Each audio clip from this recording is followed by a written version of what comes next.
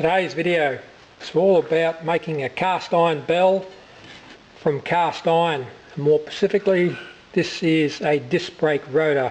Now this material is grey cast iron. It's probably the worst material you can use for a bell because grey cast iron dampens vibrations. But I thought if I melted this down and didn't add any ferrosilicon, it should be mostly white.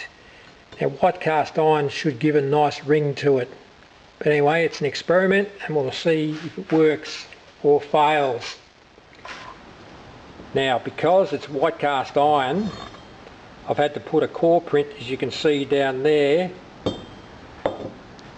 so I don't have to drill a hole. I'm going to use this core that I've made up, and that will provide the hole just in there. This is my deepest moulding box, but have a look at this. Not enough clearance, it's too thin there. So I'll show you my remedy to the situation.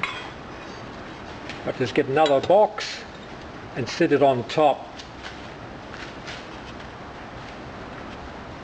The only trouble is, when I roll it over, I'm going to have to clamp it because there's just too many things to grab hold of, and relying on your fingers to grab hold of it and to flip it over.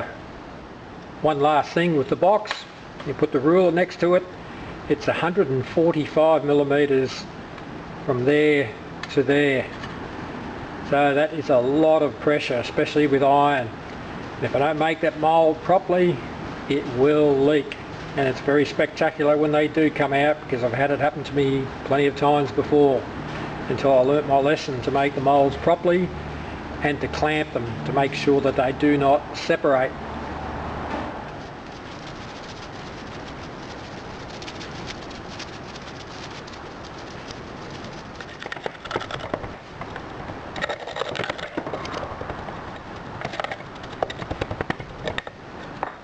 I've taken the top box off. It makes it just a bit easier to videotape.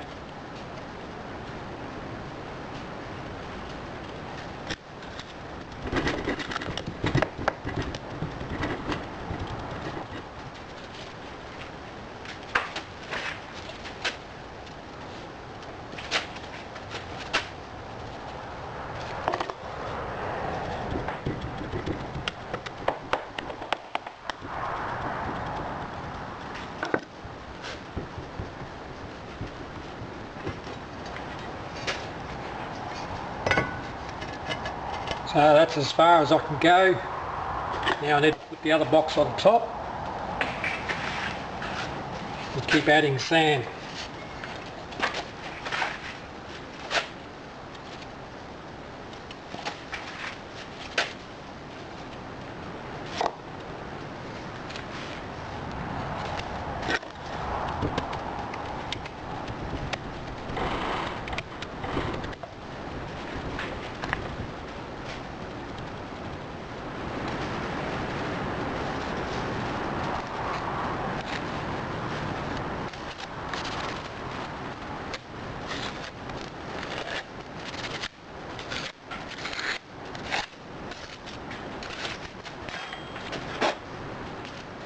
Because this mould is going to be flipped over, this is going to get in the way, so I have to pull it out.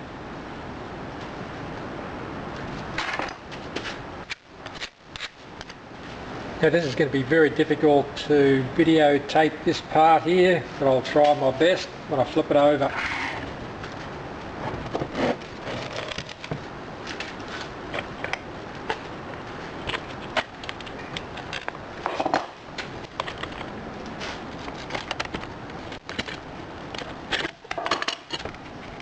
We're on to the next step.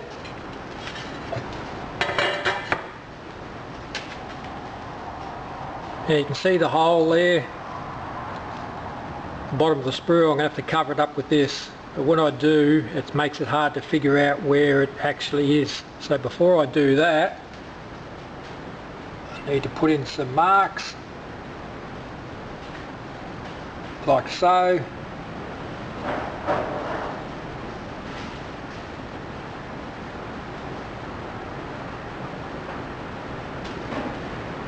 bit hard to see. And then what we do, we put that fairly central, light dusting of talc, and we'll put the drag on. Remember, this has to be rolled over again when I've completed this step.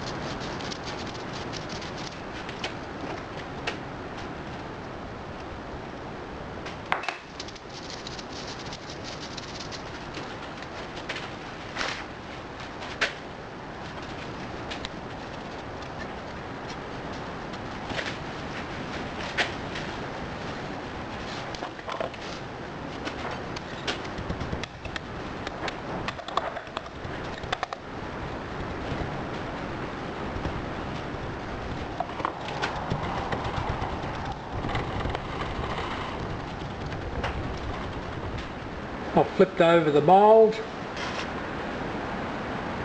There's the clamps. All I have to do now is just take those clamps out.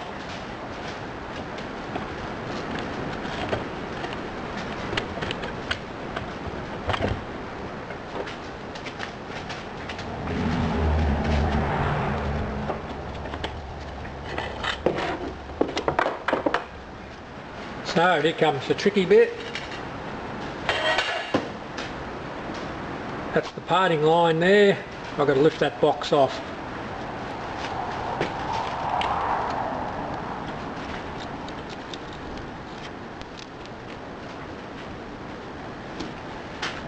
So there we go. No wrapping, and it come out very cleanly. So remember these marks. These help me locate the runners. And we'll just go and get this off.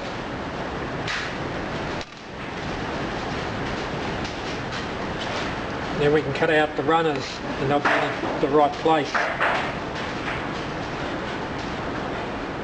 It's rather windy today. Hear all the stuff falling on the roof.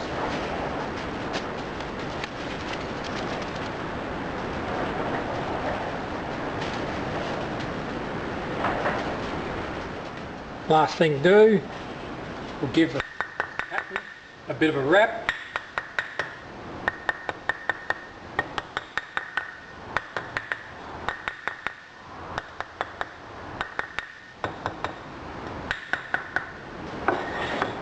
And what makes this very difficult is the core print in here.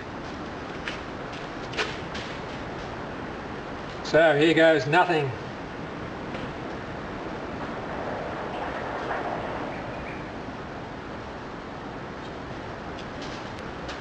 Yeah, it did break away a bit just here.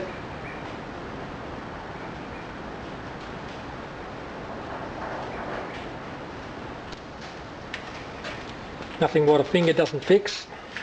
Now we come to the assembly part. You can see the core there, I've put that in. But the problem is these pins are not quite long enough, so I'm going to have to judge by eye and hope I don't disturb the top of that green sand core.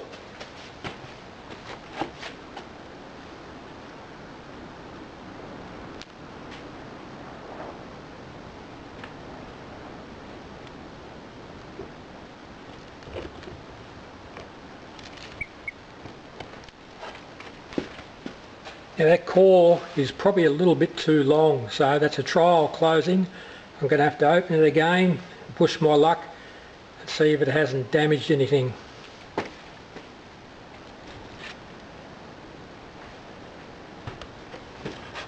Nope, looks alright.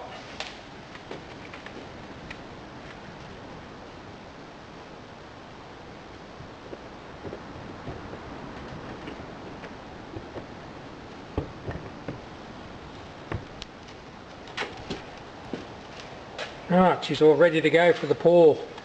Seeing this melt is for the bell. It's going to be white cast iron. It's going to be as hard as hell.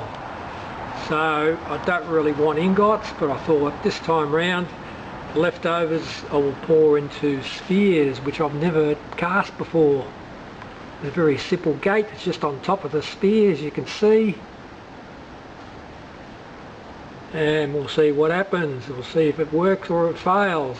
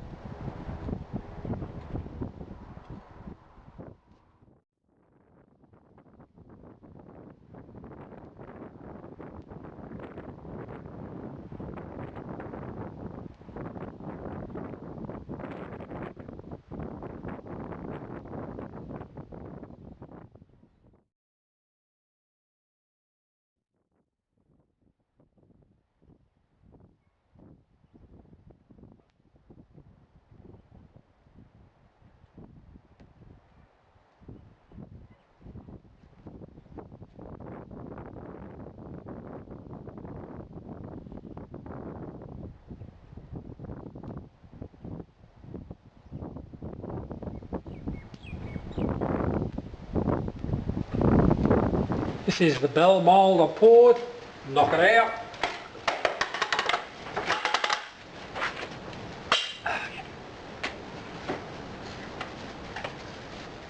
There you go. There's a bell in cast iron.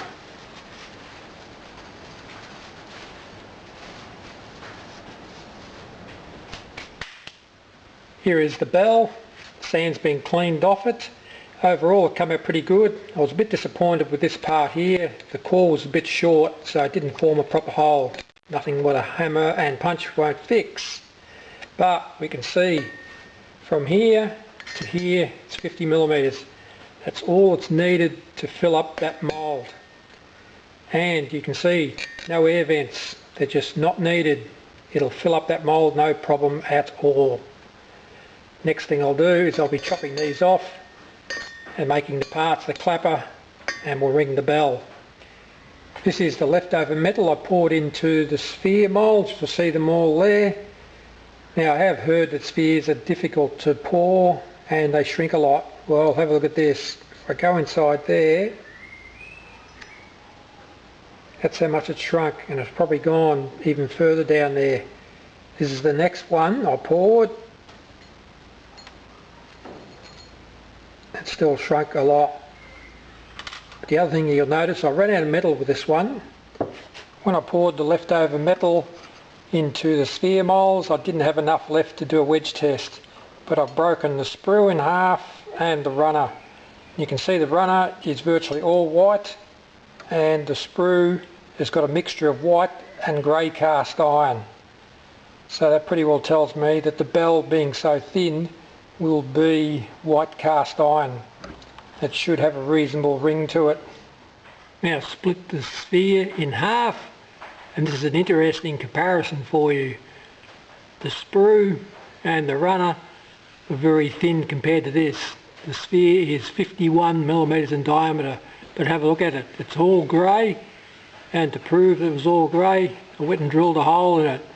You would not be able to drill a hole in white cast iron.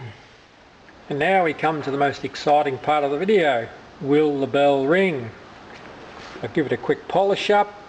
Didn't bother doing the inside, just too much work. So what we'll do the first time, we'll give it a rap with our knuckle. Ooh, listen to that ring. Carries on for a while. Sounds really good. So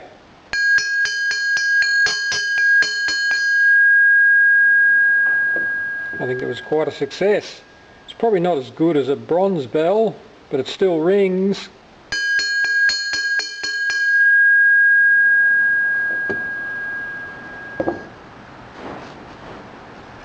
Now for the comparison, this is what I made it out of, was the disc brake rotor.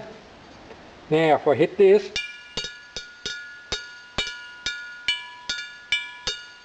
it doesn't ring at all. That's because it's grey cast iron.